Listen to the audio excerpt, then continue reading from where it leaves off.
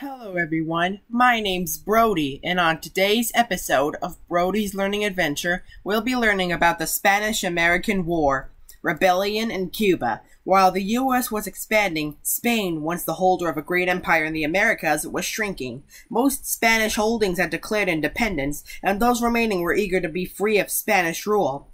In 1895, Cuban revolutionary José Martí returned from exile to lead the fight for Cuban independence. This worried many of the U.S. who were concerned about trade with Cuba and the island's proximity to Florida.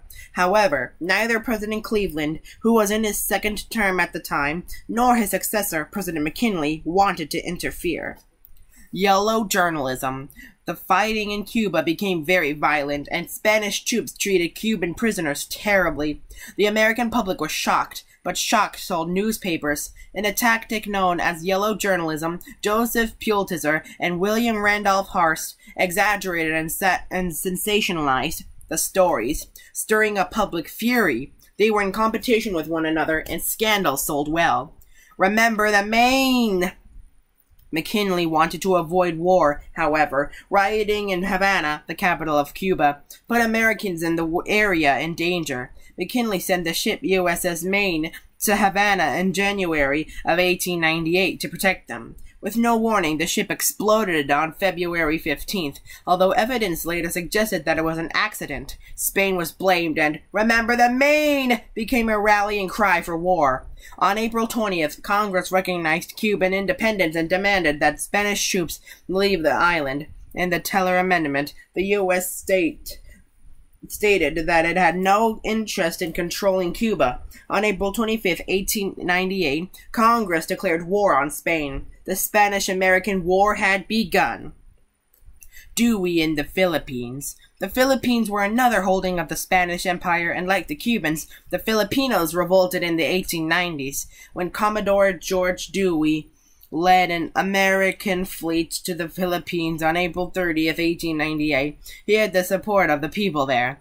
On May 1st, in the first battle of the Spanish-American War, Dewey destroyed the Spanish ships and Manila Harbor, and then, with the help of Filipino rebels led by their president, Emilio Aguinaldo, took control of the city. The Rough Riders and fighting in the Caribbean, or however you want to pronounce it. Just let me know in the comments below how you want to pronounce the word Caribbean.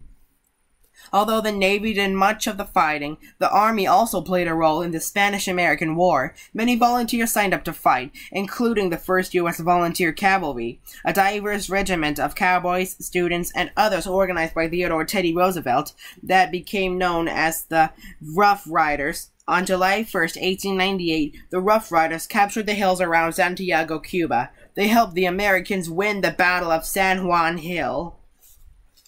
The Treaty of Paris. Again. On August 12th, only a few months after fighting had begun, armistice was declared. Armistice, whatever it is, pronounce it, is a temporary end to hostilities by warring parties, or a truce. The Spanish Empire was over, and the fighting had cost very few American lives. In fact, many more Americans died of tropical diseases than of battle wounds. In the 1898 Treaty of Paris, signed on December 10th, Spain ceded control of Cuba, Puerto Rico, Guam, and the Philippines to the U.S. Remember, the 1763 Treaty of Paris ended the 7 Years' War. The 1783 Treaty of Paris ended the Revolutionary War, and the 1898 Treaty of Paris ended the Spanish-American War. Expansionism expands. Once the Spanish left, Americans needed to decide what to do with their new lands. Many, including the founders of the Anti-Imperialist League, thought that the islands should be given their independence.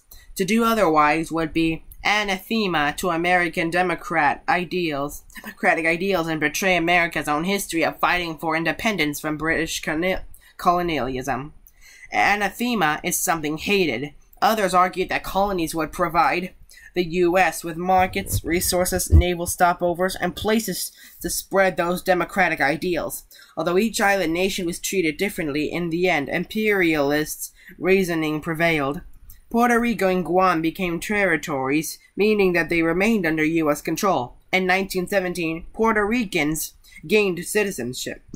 Cuba became an American protectorate, an independent country with American oversight. A protectorate is a country that is protected and controlled by another, more powerful country. When Cuba rewrote its constitution in 1901, the Platt Amendment specified that the U.S. still had a right to make decisions for the Cuban government, and that the U.S. could maintain a military presence at Guantanamo Bay. The Philippines became an American colony, prompting Aguinaldo to lead another fight for independence. This second struggle in the Philippines was much more challenging for the U.S., but the U.S. managed to capture Aguinaldo in 1901. In 1946, the Philippines became independent by allowing the U.S. to retain military bases there and agreeing to trade agreements favorable to the U.S. Here is a quiz to see if you've been paying attention. Why did the Cuban Revolution worry many people in the U.S.? Why did American newspapers sensationalize the conflict in Cuba? Why were people supposed to remember the Maine? How did the Filipinos react to Commodore George Dewey's arrival on the Philippines? Who were the Rough Riders? What happened to the Spanish Empire during the Spanish-American War? Why did the Anti-Imperialist League oppose expansion? And what were some arguments for expansion? Pause the video now to think of the answers for yourself.